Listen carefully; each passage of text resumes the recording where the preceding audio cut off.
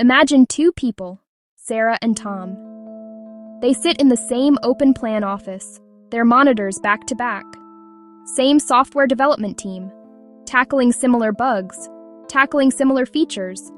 Both are talented coders. Both consistently meet their deadlines. Produce clean, efficient work. On paper, nearly identical performance reviews. Then, one Tuesday morning, the announcement arrives. Sarah has been promoted to senior developer. Tom has not. Two identical chairs, one with a briefcase. The air in the office crackles with quiet questions. Why her? What did she do that he didn't? This scene plays out in workplaces everywhere. Excellent performance is the price of admission. It gets you into the game. Without delivering solid, consistent results, you will not even be considered for a promotion. But here is the critical distinction that many people miss. Performance alone is rarely the deciding factor. It is the baseline, the non-negotiable starting point. The real differentiator is often perception, how your performance is seen, understood, and valued by others, especially by decision makers. You can be the most brilliant analyst on your team, but if your manager is the only one who knows it, your brilliance has limited reach. Perception is not about being boastful or taking undue credit. It is about strategic visibility. Sarah consistently delivered her projects on time, just like Tom. She would take a minute to explain not just what she did, but why it mattered. I implemented the new caching layer, which should reduce page load times by 15% and improve the user experience we discussed last quarter. She connected her technical work to the team's broader business goals. Tom, on the other hand, would simply state, Task 734 is complete.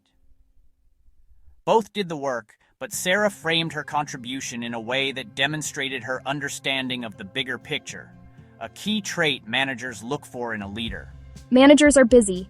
They cannot and should not have to dig for information. An employee who provides clear, concise, and regular updates is making their manager's job easier. They are building a perception of reliability and transparency. Sarah might send a weekly summary email with bullet points. Completed X. In progress on Y.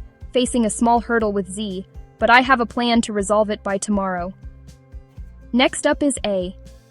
This simple act communicates competence, foresight, and ownership. It builds a narrative that you are in control of your work, not just reacting to it. This is why visibility is not a dirty word. It is the mechanism through which your value becomes known. It can be as simple as offering to present a small part of a project update, volunteering to write the meeting notes, or actively participating in a brainstorming session. These actions move you from being a silent worker bee to a visible and engaged team member. The person who gets promoted is often the one whose manager can easily articulate their value to others. When your boss has to advocate for your promotion, you want to have already supplied them with a compelling story and clear evidence of your impact. Yeah. Beyond performance and perception lies a foundational element that underpins every promotion decision: trust. A manager must trust you implicitly before they will endorse you for a bigger role. This trust extends far beyond your ability to complete a task. It is about reliability, integrity, sound judgment. It is the belief that you will do the right thing, even when no one is watching. A promotion means granting more autonomy. Autonomy can only be given to someone who has proven they can handle it responsibly. A manager is, in essence, staking a part of their own reputation on your future success. They will not take that risk on someone they do not fully trust. Accountability is the engine of trust.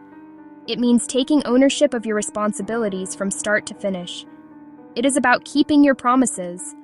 When you say, "I will have that done by Friday," you have it done by Friday.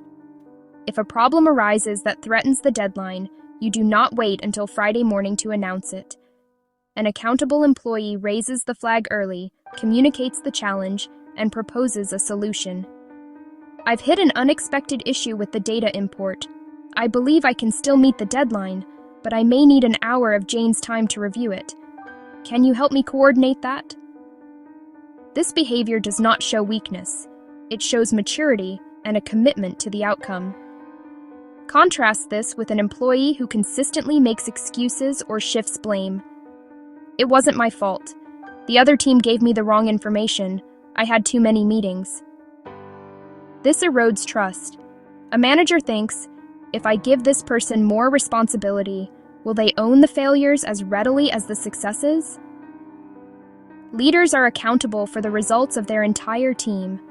To be seen as a future leader, you must first demonstrate complete ownership over your own domain, both the good and the bad. Building this trust is a day-by-day, action-by-action process. The small things: being on time, following through, admitting when you do not know, handling sensitive information with discretion. Each action is a deposit into your trust account. A promotion is the ultimate withdrawal, and managers back the employee with the biggest balance. In a world increasingly focused on technical skills and data, it is easy to underestimate the profound impact of soft skills. Yet, as you climb the career ladder, these human-centric abilities become exponentially more important. A promotion is not just a change in tasks, it is a change in your primary function. You move from managing work to managing people and relationships. Therefore, managers are constantly scanning for signs of emotional intelligence, communication skills, ability to collaborate effectively.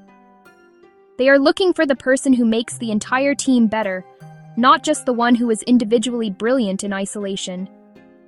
Consider how two employees handle a disagreement. When a project hits a snag, one might become defensive, point fingers, or shut down communication. They see conflict as a threat. Another employee, one with higher EQ, sees the same situation as a problem to be solved collaboratively. They listen actively, even if they disagree. They ask, "Help me understand why you think that approach is better." They focus on common ground and shared solutions rather than winning the argument. Communication is another critical soft skill. It is not just about being articulate, it is about clarity, empathy, adaptability. Can you explain a complex idea to a non-technical audience? Provide constructive feedback without demoralizing? Listen more than you speak to ensure all voices are heard? Sarah checked in with juniors and offered guidance. Tom focused only on his tasks, missing chances to build bridges. Ultimately, managers promote people who make their own jobs easier. People whose soft skills reduce friction, improve communication, and stabilize teams. Your technical skills get you the job, but your people skills get you the promotion. There is a fundamental difference between doing your job and owning your role. Doing your job means completing assigned tasks. It's a reactive posture. Owning your role is proactive, constantly thinking one step ahead, looking for opportunities to add value, solving unassigned problems, improving processes without being asked. This proactive mindset is one of the clearest indicators of leadership potential. Managers are drawn to people who own more than their job description. It shows they think like a leader. Proactivity can manifest in many small but powerful ways. Update outdated documentation. Help a junior learn a tool. After finishing tasks, ask, "What's the biggest challenge our team is facing right now, and how can I help?" That question is music to a manager's ears. It signals ambition, team spirit, and a desire to contribute on a larger scale. It shifts the dynamic from the manager pushing work to the employee pulling it. The passive employee does good work but waits for instructions, confined to the box of their job description. Reliable, yes, but not ready for autonomy. Taking ownership also means being solution-oriented. It's easy to spot problems. It's harder to propose solutions. Instead of, "This process is broken," try, "I noticed our process for X is causing delays. I have an idea to streamline it. Could we chat for 15 minutes? That shows critical thinking, initiative, and commitment to positive change. You're not just a cog in the machine, you're helping it run better. This is leading without a title. A promotion is not a reward for past achievements. It is an investment in future capabilities. Managers are thinking about the team they need tomorrow. This is the concept of future fit. Skills, mindset, potential to thrive 6 months or a year from now. If a company shifts from maintaining legacy products to rapid innovation and new market entry, new leaders must be adaptable, comfortable with ambiguity, and fast at experimentation. A meticulous maintenance star may excel today, but a tinkerer proposing bold ideas might be the better fit for the future. The promotion goes to who embodies where the company is going, not where it has been. Culture is not about everyone being friends. It is about shared values and work styles that enable success. If culture is shifting to cross-functional collaboration, managers notice those already partnering with marketing and sales. They are living the future culture. Listen to senior leadership. What skills and projects are prioritized? Align your development to signal future fit. If investment flows to data analytics, take an SQL and data visualization course. If international expansion, learn new markets. Show you're preparing for the future, and you make it easy for your manager to see you in a bigger role.